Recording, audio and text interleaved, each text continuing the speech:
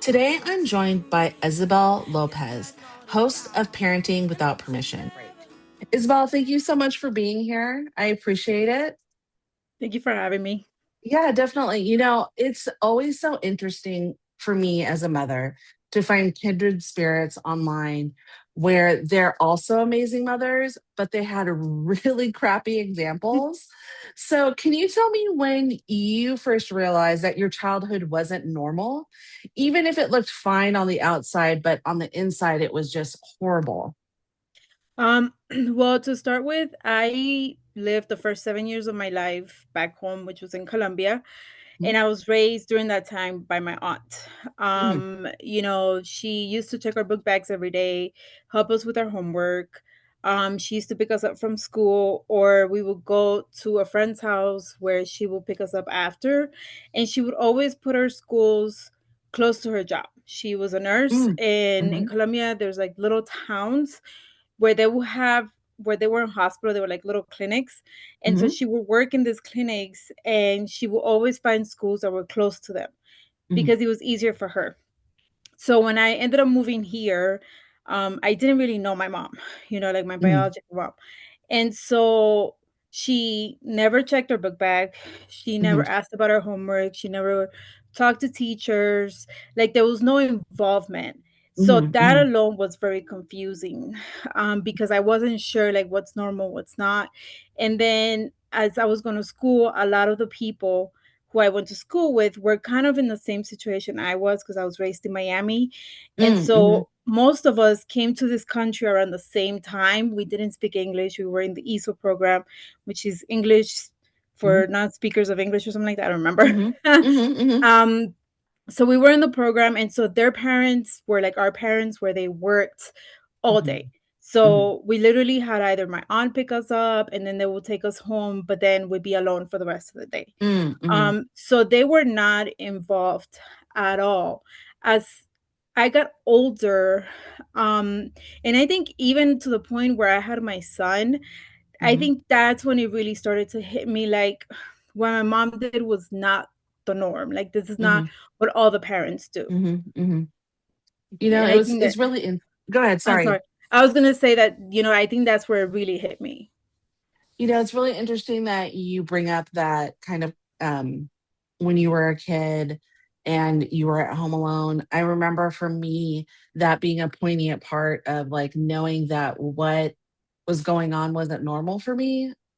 My parents worked and my dad worked graveyard and my mom worked mornings and they overlapped for like 3 or 4 days out of the week. It overlapped. So I was spending like from 5 o'clock in the morning until like 8 or 8:30 in the morning by myself.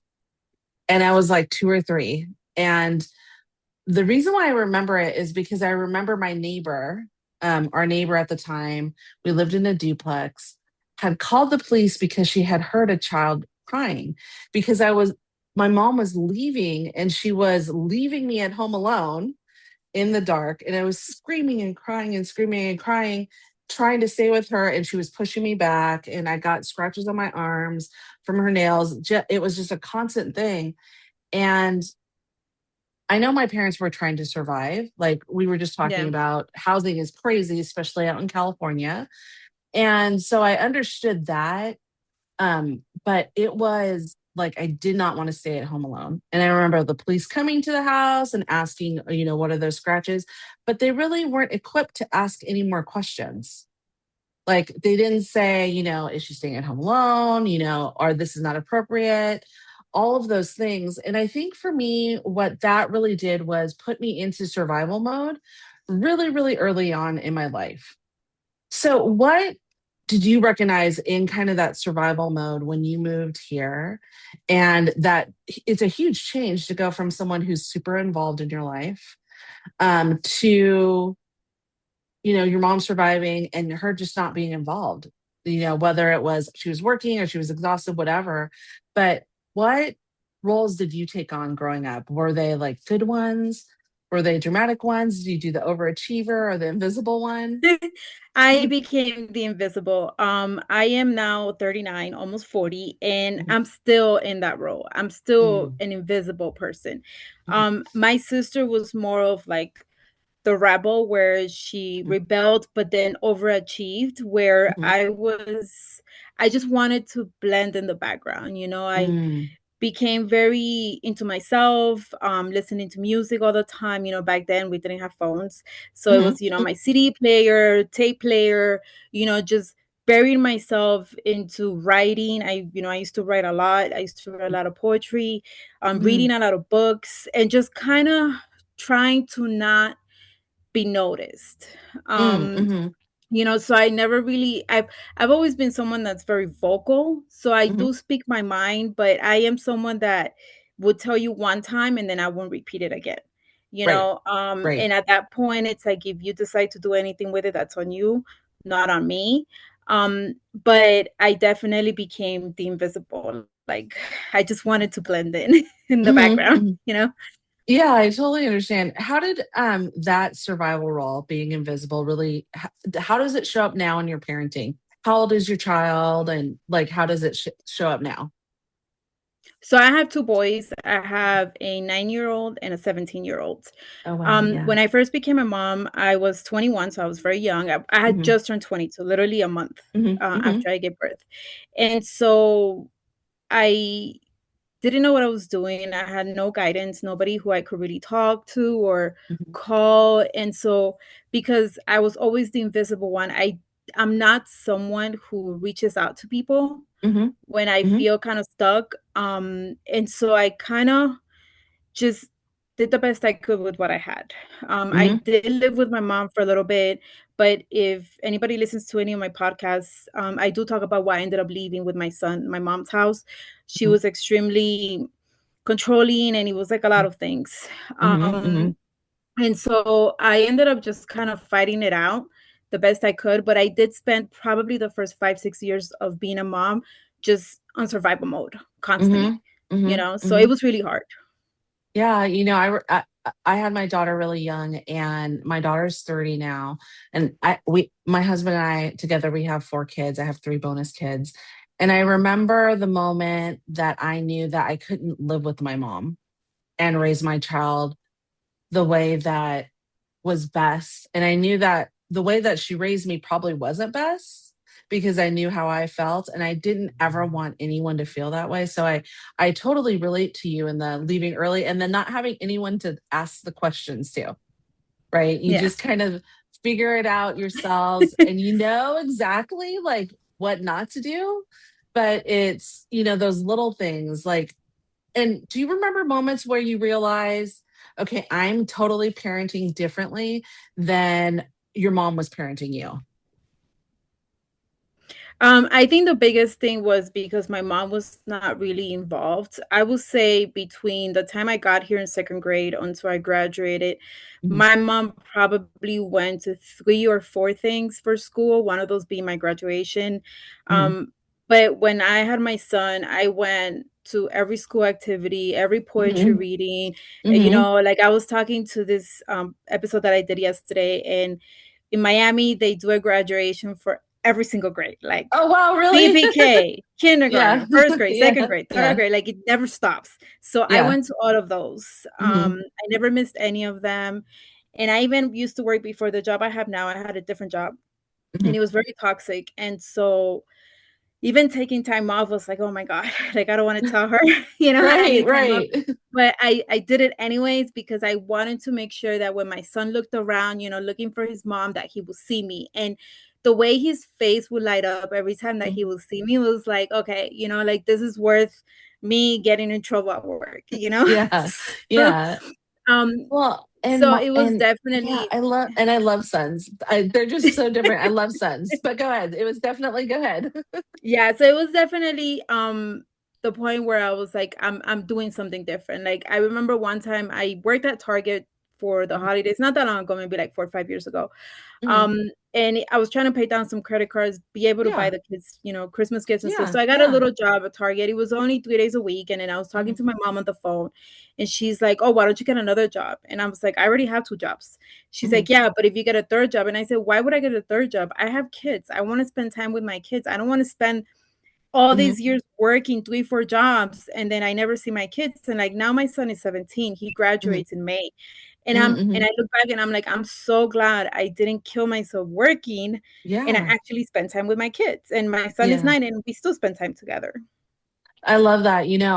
My oldest, she remembers because we did a lot of advocacy work, both my husband and I separately, and then when we've been together. But I did a lot of advocacy work, and she was always there with me. And when I went back to school, she was there with me. Like she remembers going to the school and like sitting there, going to college with me, even though she wasn't in college, like taking out her little notebook, like she was going to take notes.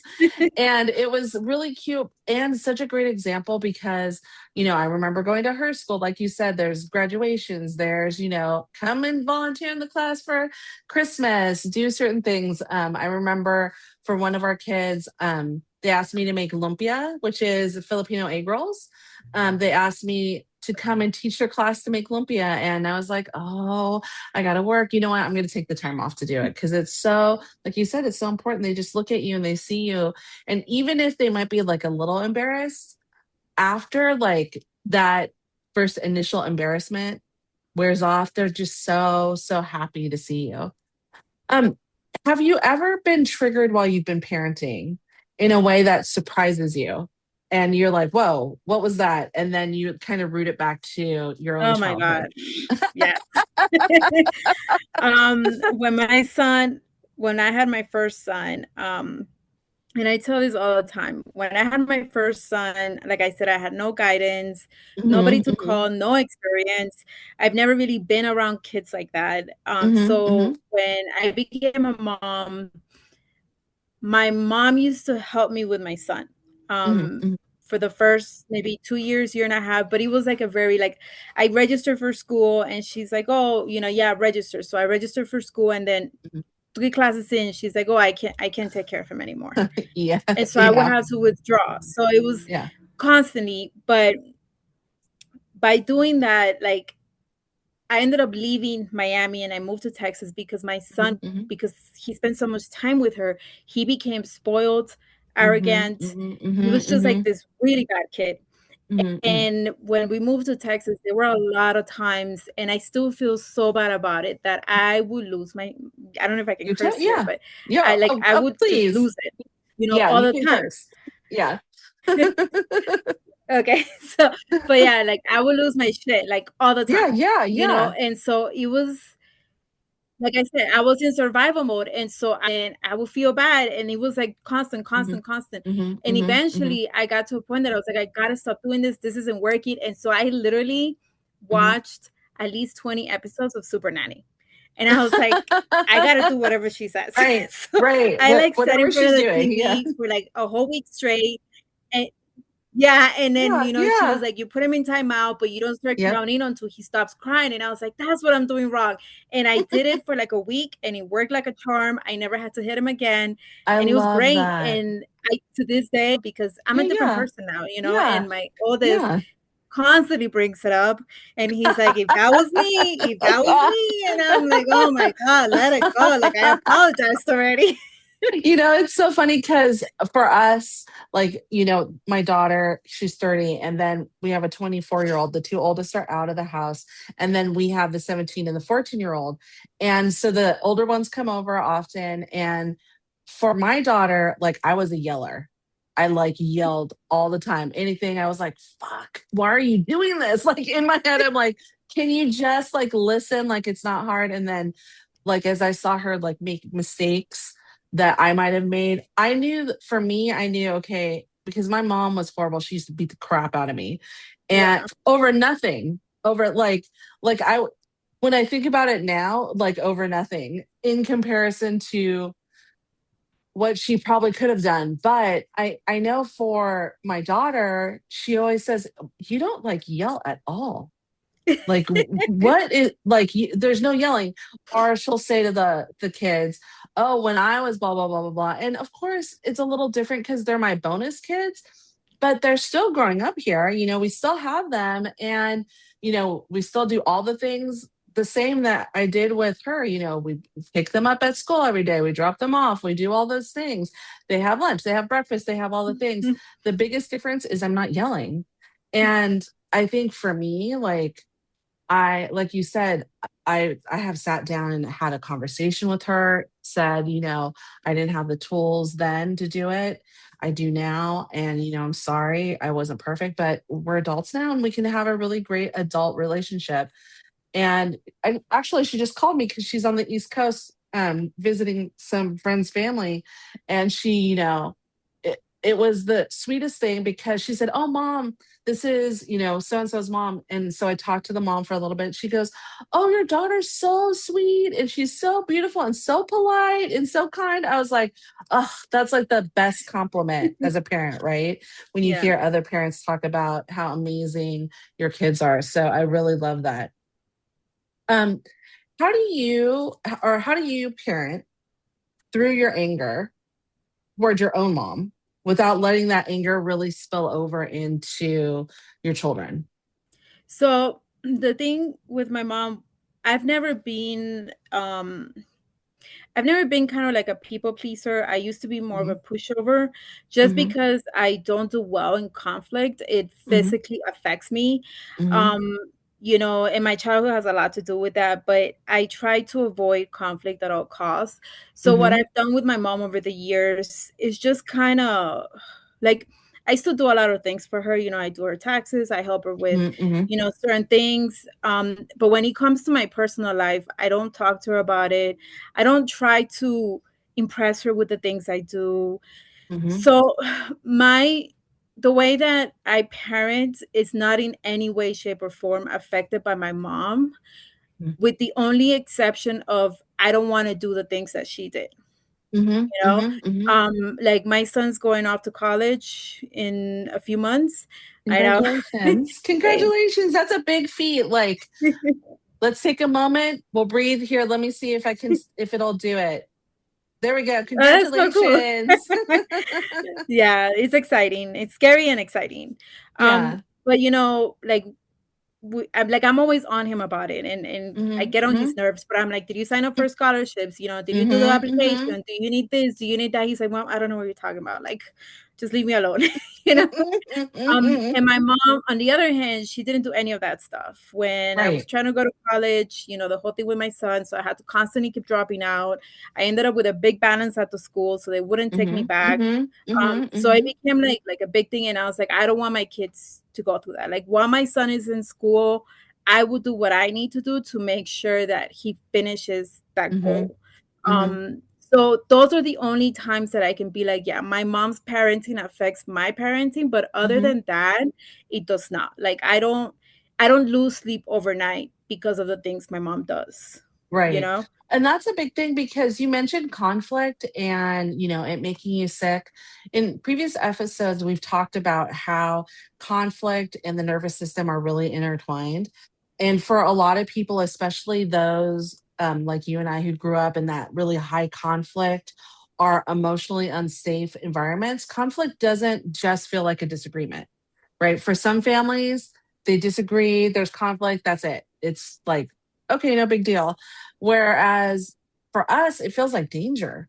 Yeah. So we then go into that survival mode where we, fight, flight, freeze, fawn. We go into one of those, and then we have to go through a complete cycle to make sure that we get through it. And that chronic conflict in your nervous system, like a raised voice, could do it. Yep. Um, a slamming of the door could do it. Loud music could do it. A smell can do it. And your nervous system like interprets that, or the criticism or any of those things, interprets that and then thinks that it's life threatening. Because if you as a child have experienced a narcissistic mom or an abusive mom or a mom who was checked out, those look life threatening to you, right? I mean, leaving your child at home alone, leaving your child at home after school to come home and try to figure out how to fend to eat and do all those things. Those are life threatening things. We shouldn't have been adultified. And it doesn't mean that you're weak at all. It just means that your body was learning to survive. And that then can make you sick, right? Yeah. For me, any high conflict stuff or anything that makes me emotional, instant tummy ache. It's like instant tummy ache. There's this really funny meme that says, get yourself a girl who has who always has a tummy ache and glasses, because she'll be the one who's like fighting for you till the end. And I laugh at that, but it's so true, because if you can't speak freely, or you feel like you're walking on eggshells all the time, um, or you're gaslit, like gaslighting and manipulation, that that's not the jive. And like, I tend to, and I don't know if you do this, but like, if there's conflict, I'll go into the kitchen and I'll start cleaning. Like, I'll start wiping down the counters. I don't know why, but it's an instant reaction to whatever's going on I when I wish I feel did like that. there's a threat. My house will be clean all the time. I know, right? No, I usually I have I shut down. My Mhm, defense mechanism is to shut down. So if mhm, there's conflict, if there's arguments, if there's anything, mhm, I shut down. I've done it in all my relationships, mhm, mhm. and so it's not a good thing, but I Yep. try to avoid conflict. But if the person obviously keeps pushing, pushing, pushing, there Mhm, gets to a mhm. point where I would literally lose it. So I will go from 0 to 100. Yep. Mhm, You mhm. it won't be right away. It won't be super Yeah. quick, but it'll be Yeah. to, like, if you keep pushing and I'm telling you like you need to like really back off and give me some Yeah, yeah. space. Yeah. Because I feel myself already like getting there and Yeah. you don't, then it will get to a point where I might even get physical Yeah, because yeah. my body's literally like my face gets You're red. fight I you're It's threatening. It feels like your life is being threatened. I mean, yeah, that's really what it is. And you know, I'm sure you've heard this. Like, people really love to say that breaking the cycle is really easy. it's not. And fuck you guys. That's what I have to say about that, right? People who But say that what have really got good childhoods. Yeah, are they really privileged? So we'll give them that. But what does breaking the cycle actually look like for you, like on a Tuesday afternoon, where you're like digging deep to help your little one with homework, or you're totally exhausted? So what do you do in order to stay grounded to break that cycle?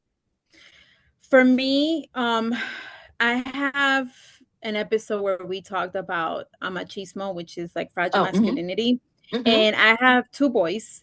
mm-hmm, So to me, the biggest thing I wanted to do as a mom, especially a mom of boys, was to make sure that my kids didn't grow up thinking that it's okay to be that King Kong, mm-hmm, I can mm-hmm, kick your ass right here, right now type of mm-hmm, kid. mm-hmm, I mm-hmm, want mm-hmm, my kids to be empathetic. I want them to be very understanding. Like, I'm mm-hmm, a really open person when it mm-hmm, comes to my body, to everything else. Since my kids were little, when mm-hmm, I get my period, I don't try to hide it. I don't shelter mm-hmm, them away.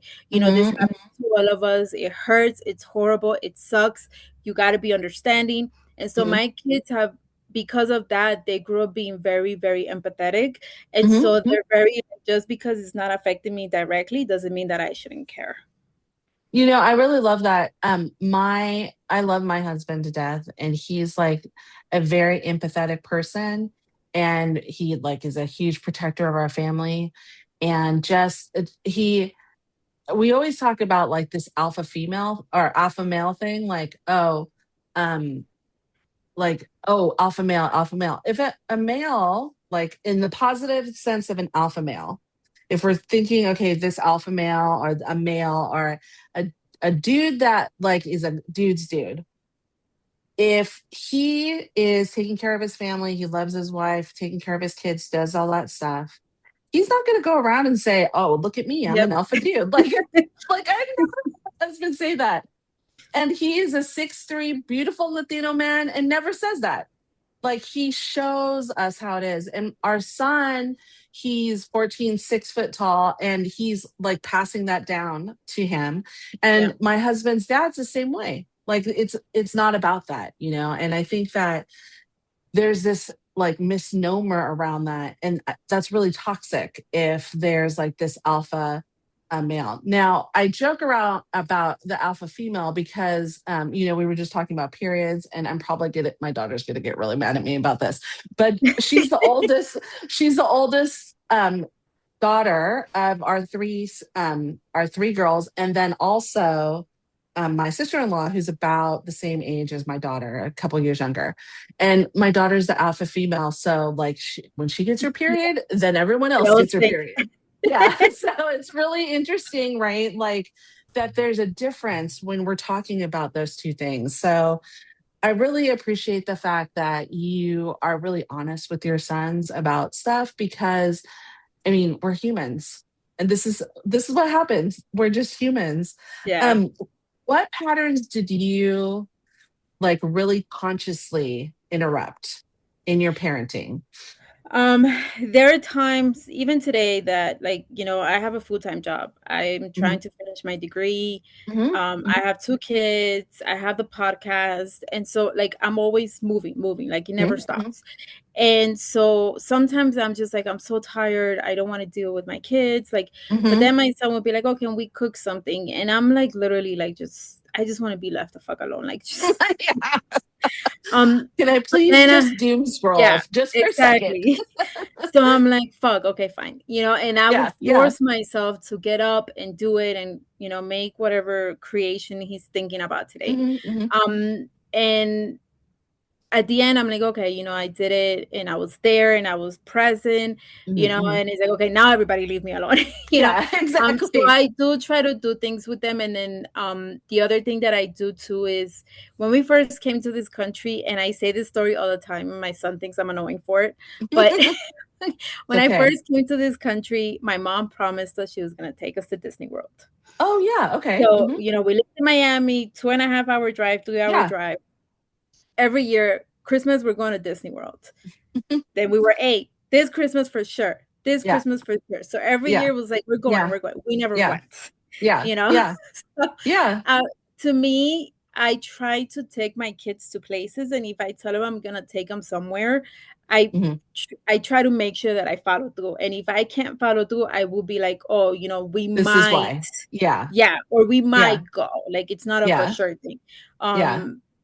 And then like I'll end up broke, but we would do things like we went to Legoland 2 years ago. Oh, fun. We've been to Yeah. Colombia. I've taken them to different places, and I want to make sure I do those things that my mom never did. Yeah.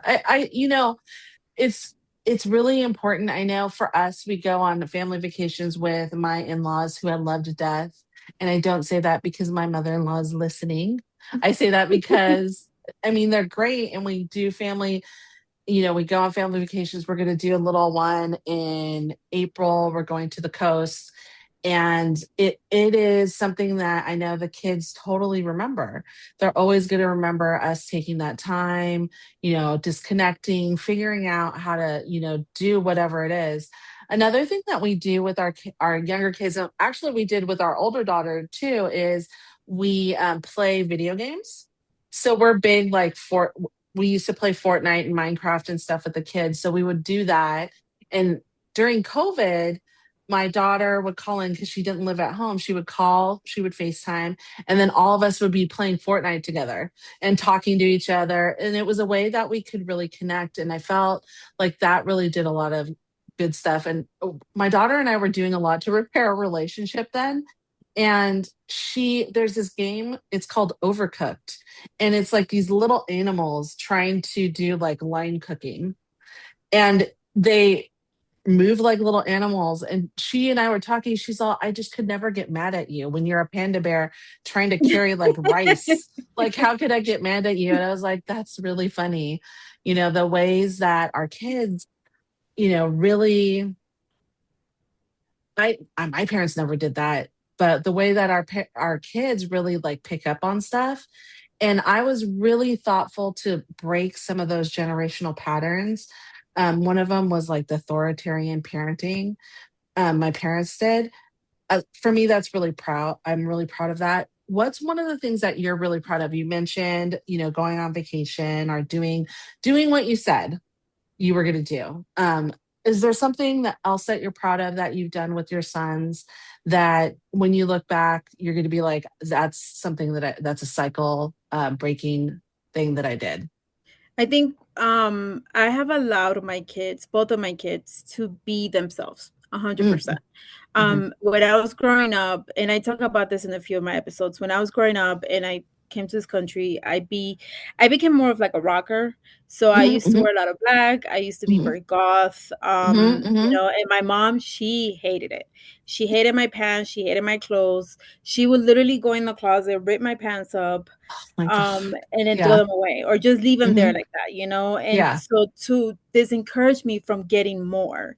Mm-hmm. Um, and so it felt like I should be scared to be me, you know, like there was something wrong with Mm-hmm. me because I wasn't like my sister. I didn't dress in nice dresses and I didn't do Mm-hmm. my hair every morning. And Mm-hmm. so it always felt like I was broken, like there was something wrong, you know? Right. And so I could never fully 100% be myself, you know? And for Mm-hmm. someone who already lives in the shadows as it is, it's Mm-hmm. really hard when you're trying to do some type of self expression Mm-hmm. and Mm-hmm. it's a problem. And Mm-hmm. so, what I have allowed for my kids is for them to 100% be themselves. You want to wear Right. that, you want that, fine, let's do it, Mm-hmm. you know? Mm-hmm. And I support them 100%. You know, my oldest, he's into books. He was in Spanish Mm-hmm. club. He was in the Mm-hmm. chess club. You know, he's into Legos. And so those Mm-hmm. are the things that I kind of fed into as he got older. My Yeah. youngest is into sports. So he's Mm-hmm. played soccer, he's played football, Mm-hmm. he's played Mm-hmm. the only sport he hasn't played is baseball because I know he won't sit through that. So It's um boring. yeah. Nobody cancel me because I said it. It's boring. I just Yeah, don't like exactly. it. So I'm like, he has ADHD and like he Yeah. was in ice skating and I'm like, Oh, I love because it. that's what he likes. And my oldest is like, Mom, is he gonna play like every sport? And I was like, well, we're trying to find what he likes, you know? Yeah, And so exactly. my goal has been for them to be themselves 100%, you I know, love it. and I Hmm. won't away from that. I really love that. I know that, and they each have their own personalities. Like, and that's something that I was an only child, so I didn't have anyone that my parents compared me to, like who lived with us, but my mom was constantly comparing me to like movie stars. Like, oh, that person's really skinny, or oh, look, her skin's a lot lighter than yours, or oh, look, her hair looks this way. And, when I was growing up and towards the end of high school, when I had my daughter and that first like part of my 20s, I was like a real punk rocker. So, like, my hair was hot pink and black, and that was the way that it was. And that ability to express yourself is a really, really important thing because when you don't, then you have that hidden anger. And I want to talk a little bit about anger, but expressing yourself gives you the ability to like let some of that out. Um, you talk about your frustration. I totally get it. And I have a lot of anger and rage towards like my mom in regards to like how I grew up, but how do you really make space for you to have that rage, be okay with yourself, and not be ashamed of the rage that you feel because of whatever's going on? To be honest, I don't feel angry at my mom's upbringing because I also do understand that she came Hmm. into this country illegally. Hmm. She had Hmm. to Hmm. work all the hours that she worked. She had to leave her daughters behind for 7 years. And Hmm. so I do also understand that the struggle was very hard for her as well. And Hmm. she grew up with a mom who had a lot of kids. So Hmm. she was raised by her sisters. She wasn't Hmm. really raised by my grandma. Hmm. And she worked the way she did with what she had. Hmm. Hmm. So I don't hold anger against her. Does she frustrate me? Yes. Does she get on my nerves? Yes. Does her calling Hmm. me 30 times in one day because she doesn't understand that that's not okay? Hmm. Those are things that bother me, but I don't take the things that she did personal That's because really I good. understand. Hmm. And I understand that it's like, I told my sister one time, my mom did what she thought was best for her daughters. And Hmm. our Hmm. job is to do what we think is best for our kids. Hmm. And Hmm. one day, if they decide to have kids, they will be even better, you know? Hmm. And so Hmm. I don't hold any anger whatsoever against my mom. I love that because I know, my mom came over as an immigrant too. She got married to my dad. My dad was born in California, and then they got married. And I know there were some things that weren't okay that she was doing. And she didn't understand that they weren't okay, Yeah. but there were other things that didn't. So there's like that part of it where I think, I love that you hold that grace and that space for your mom to say, I know that she didn't have the tools. I know that she, came here very differently than I came here. And I'm a better parent than she was. And you can Yeah. say that, just I'm a better parent. And I can say I'm a better parent. And I think that it's really, really hard. Do you think that daughters feel different pressures than sons when it comes to like the abuse that mothers give? Meaning, like, if you would have had a brother, because you had sisters, right? If you would have had a brother, do you think that that abuse would have shown up differently for your brother? Oh yeah. Um I can you hear the dogs in the background? Yeah, but it's okay. Okay. It's So this life. yeah. So I do believe it. The person who I did that machista episode that I was talking to you, she's from Cuba. So she was born in Okay. Cuba. She's one of my best friends. And we do talk about this, about how it is different when you grow up Latino and Hmm. you're a man versus you Hmm. are a woman. Women are expected, when you're a girl, they start teaching you how to cook, clean, wash dishes, Hmm. iron Hmm. clothes, do all this stuff when you're a girl. When Hmm. you're a boy, you learn to be catered to. Hmm. Um, Hmm. Hmm. my brothers never really had to clean. My brothers never had to iron their uniforms. My brother never had to wash the dishes. Hmm. Hmm. When my brother would shed his diapers, there was no, he was my cousin, but we call him brother because Yeah, we yeah, were always yeah, yeah, together. yeah. It was back then, it was fabric, so you had to wash him. So Wash it. Yeah, yeah. we had to help my aunt wash the Hmm. diapers. My brothers didn't do any of that stuff. Yeah. One time, my brother and I got into a really big fight, and I got in trouble. And so Mm, I mhm, do believe that if she would have had a boy, it would have been very different. mhm, Because mhm, boys, like I said, they're made to be catered to. And mhm. that's something that I told myself I was not going to teach my boys. Like, nobody's catering to you. Do your own shit. Yeah, yeah. And like my oldest, since he was 15, if his room is dirty and messy, whatever, I don't care. It Mhm. like that's your problem. But he does his own Right. laundry, he Mm, washes his mhm. own clothes, like he cleans his own room when he's ready. Yeah, And yeah, I don't get involved with it. And yeah, my youngest, like, he has to pick up his own dishes, he has yeah, to take shit yeah. out of his room, because I don't want them to grow up thinking that they have to be catered to, because you don't, Right. Yeah, you know. yeah, And yeah, we're moving away from that mentality. yeah. So for And sure.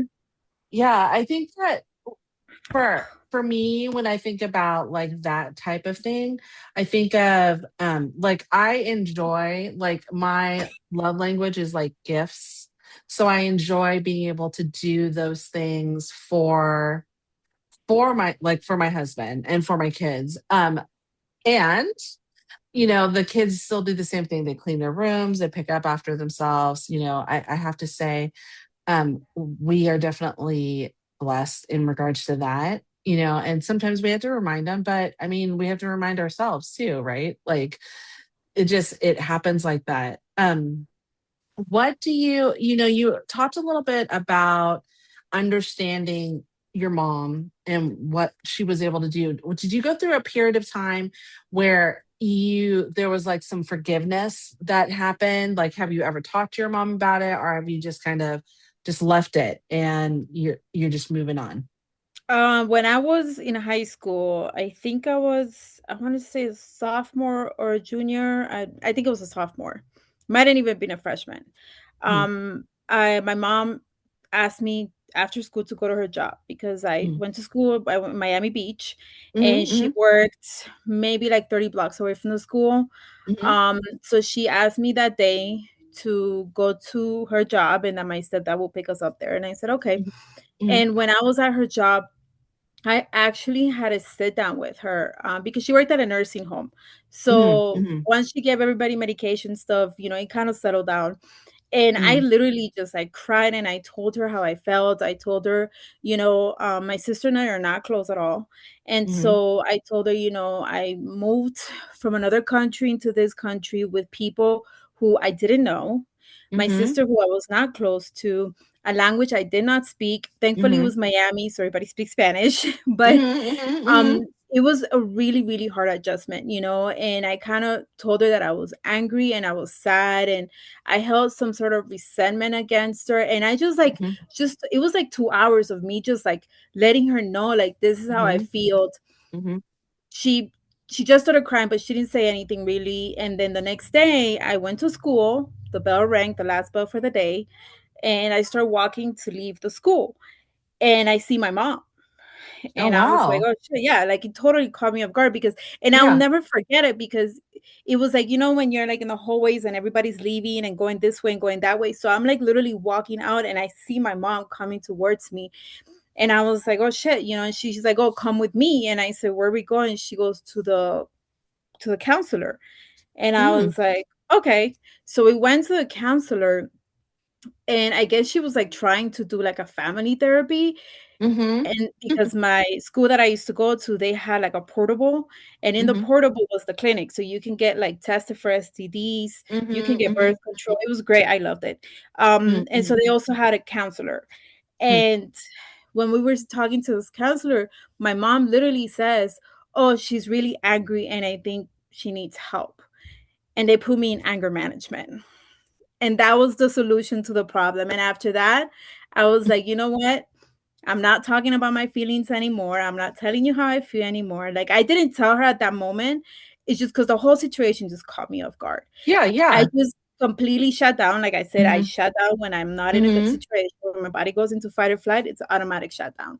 mhm, Um, so I completely shut down. I didn't say anything. I don't even think I cried. I literally mhm, just sat there. mhm, And then like a week later, they pulled me out of class and they're like, "Oh, you have to go to anger management." And then I had to every math period, every other week or something. It was on Thursdays, and I'll never forget it because it mhm. was like, I'm not even angry, like, Yeah, yeah. you Why am know? I here? Yeah, it's so funny. This totally mirrors the same thing that my mom did. But in regards to the therapy, it was like I was in high school. I think I was like either a junior or a senior. And I finally, because usually when I would go to therapy at the school, if they had me go, I would never tell them about what was going on with my mom because I knew one of two things. Number one, it sounded too crazy. So they didn't believe me. So they thought I was a liar. And then that, you end up in anger management or some stupid thing like that, right? Or they wouldn't do anything. But finally, I guess I had built some rapport with this woman and I told her what happened. And she said, "Well, why don't we call and have your mom come in?" And I was like, "Oh, crap." Because with narcissism, a narcissist will never ever say that they're a narcissist. Of course not. And so I remember her coming in, and the therapist was like, "Okay, well, tell her like what's going on." So I told my mom all the things, and my mom was like, totally different person, the sweetest person I've ever Yep. met. "Oh my God, I can't believe you would say I would do that. I never did that." I was like, "Are you fucking shitting me?" Like, that was what was in my head. I was like, "Oh my God." So then I said, "Okay, okay, fine. Oh, you just misunderstood me." Like every gaslighty thing you could think of, that's what came out of her mouth. So I said, "Okay, fine." And the therapist said, "Well, maybe you just need to open up to your mom a little bit more." I said, "Okay, right. I'll get right on that." And then I stopped going to the counselor there at the school because we could opt out of it. And I remember at that moment feeling like no one was ever going to believe me, right? Like I totally shut down like you did. And no one was ever going to believe anything I said. And it wasn't probably until I was in my late 20s I like said something to my dad. My parents weren't together anymore and I had said something to my dad about my mom and he's all, "Yeah, she's always been crazy." And I was like, "What? Didn't you do anything?" Like I don't understand. Why was I there? And it's always taken a lot for me to explain to people what has happened, like what my mom is. My husband was the first person that when he met my mom did something to him that was incredibly inappropriate. And she was like, oh, she's a narcissist. I was like, thank you. Thank you. Finally, someone. And that, that's a big thing when other people can understand that. I think that's especially in the healing or the self help or the, nervous regulation or any of those things like the work that we're doing with the podcast. I think that's really important for people to be able to say, I don't have to tell you my story. I can say, oh, my mom's a narcissist. And you're like, yep, psycho. Like, you don't even need to ask me what the questions are. And I think that's a really important thing because as survivors of abuse, and we see it now in the news, right? As survivors of abuse, we have to tell our story over and over and over again. And I don't think anyone understands what that does to someone who's been through Yep. abuse, right? When I'm sitting down and I'm doing these podcasts and I'm asking the questions, I really compartmentalize a lot of this stuff because if I dig down deep and try to start to remember things, it's like it's too much. My husband and I were talking the other day. He was working on something, and I had just finished with our last client of the day. And I said, I asked him something about his childhood, and I love listening to his stories because they're funny. Like he tells these great stories. He has a fantastic family. He talks about, being with his mom, and his parents got divorced when he was little. Like he would be with his mom, and they were living at her his grandma's house, and like he had a younger aunt, and just like how much fun he had with his uncles and stuff and stories. And I could laugh, and I said to him, you remember so much about your childhood. Yep. I don't remember anything. I don't remember anything. I can remember like key points, like the duplex and the police, or like when my great grandmother passed away, or like I remember faintly like riding my bike, like learning to ride my bike, but I don't remember much. And that makes me really sad. How do you like, and during like, speaking of like that sadness, or like, how do you find joy while you're still like, I'm still really doing a lot of the work of healing. So, how do you find your own joy when you're going through this life, trying to heal from your crazy mom, our crazy moms, and the lives that we've lived? How do you find that space for joy while you're still doing the healing? I want to go back real quick to what you said Yeah, about yeah, not yeah, remembering because yeah. that actually makes me feel really good. Oh, good. Okay, Because see, yes. the other night I was like, I don't know if I was in the shower, but when you get those like aha moments, Yep, yep. and I was like, damn, I don't remember a lot of things about my childhood. Like I remember we lived in an apartment in a second floor. I Mhm. don't remember anything in that apartment. I Yeah, remember walking into the apartment, but we were there for like 3 years.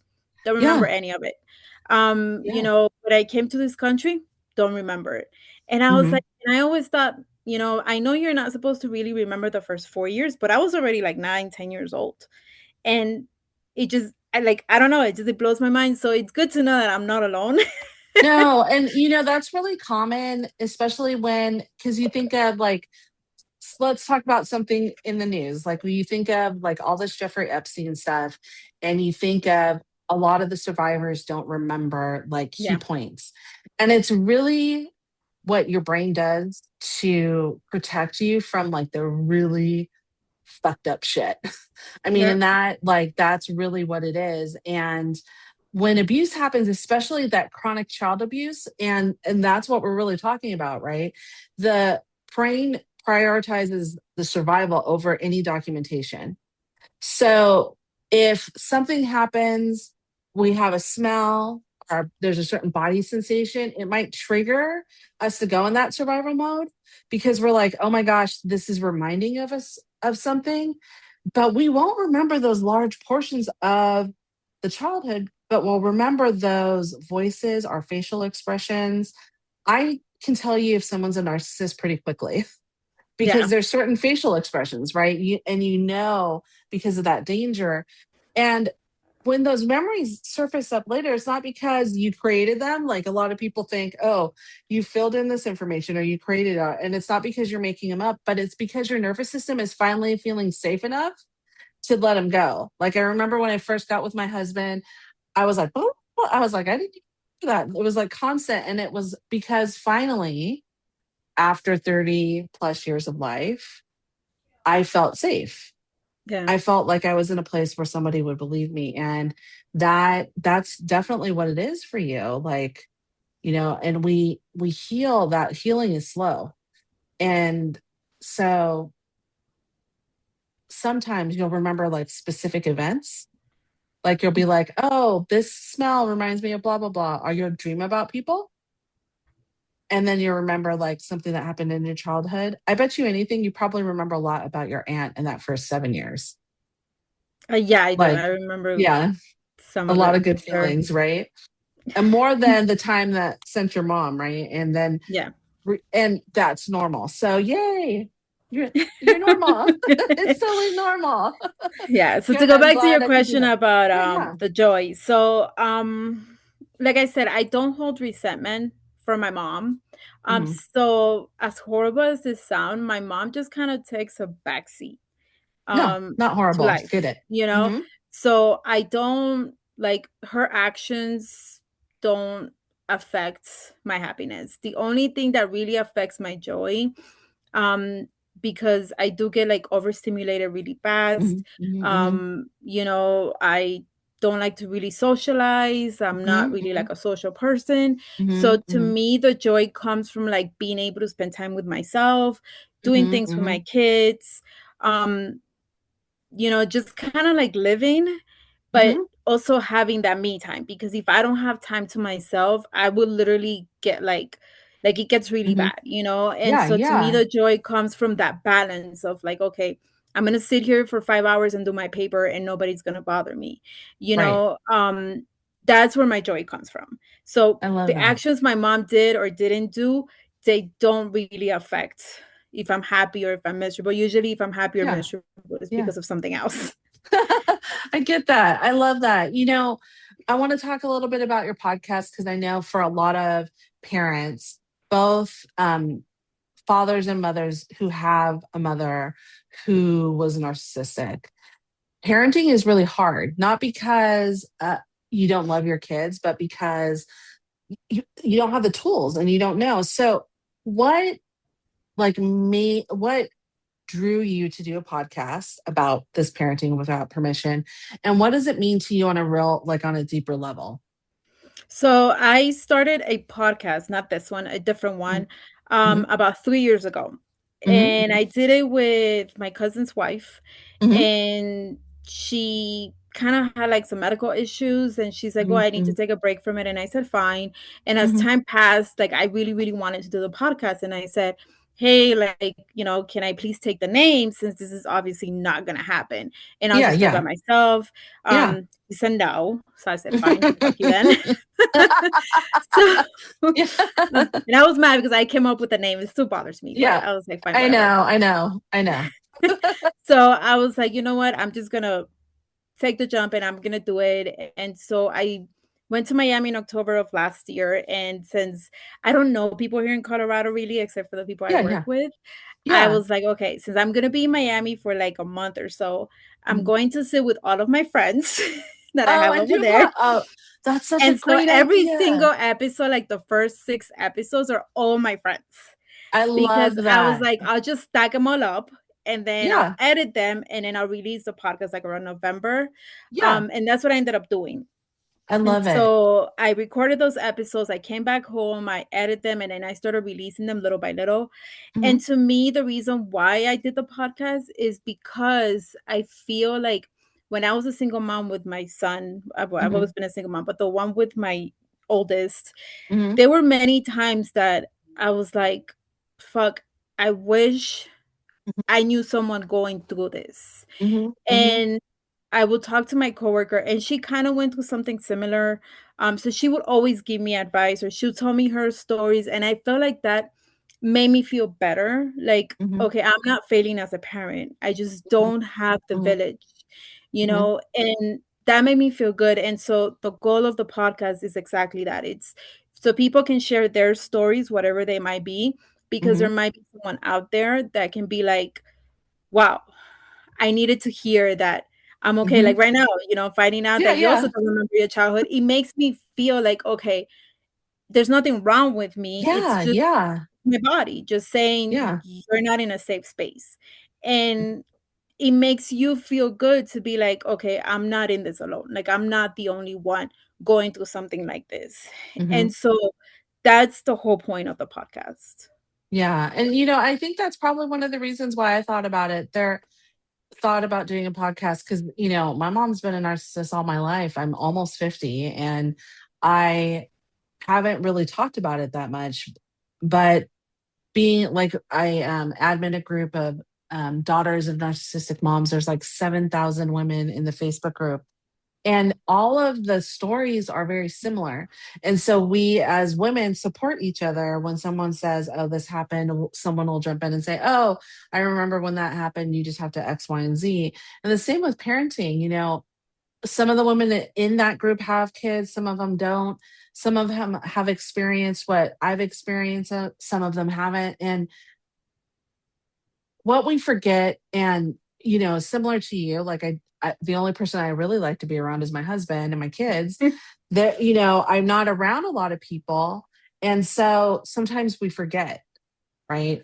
the those, like, the words, for me at least, the words of everything that my mom starts to creep in, and then I remember, no, I'm not, not that person, and there's other people who are like me. And so that, I think, is a really important thing. And I really appreciated the fact that you call. The other thing I think is really important, and I'll leave it at this, is when you experience something because someone else shares something, it's really important for you to say it. Like you said, oh my God, thank you so much for saying that about not remembering, because, you know, Indigenous people shared their stories and shared their stories and shared their stories. And that is why the family lineage is so long, why they survived and are still surviving so long. All of those things, like, history repeats itself. Yeah. And if we can, like, be really open and talk about those things, that I think is really beautiful. Tell me where people can find your podcasts. I would love for people to be able to find it, and we'll make sure that we'll put it in the show notes. So my podcast is pretty much everywhere. It's on Spotify, Mm, Apple Music, mhm, mhm, Amazon. So it's like a bunch of different ones. So you mhm, can pretty mhm, much find it anywhere. I'm gonna start posting them on YouTube. I have not started doing that yet, mhm. but I'm also on Instagram. I am on TikTok, and I am on Facebook as well. Okay, and it's parenting without permission, Correct. In and we will make. TikTok is parenting no permission because Oh, parenting oh, without permission was already taken. oh my. Of course, of course. Isabel, I really thank you so much for your honesty and your courage, not only today, but also with your podcast. And I want to remind everyone who's listening that if you're healing while raising children, or are healing and breaking cycles in real time and trying to give your kids what they never got, what I tend to focus on is knowing this, that you're not behind, you're not being dramatic, and you're not ungrateful. You're doing something incredibly brave, and you don't need permission to parent differently. So, thank you so much for being here with me. I'm so glad that you are here, and I appreciate everything that you are doing and you're going to do. Thank you, and I appreciate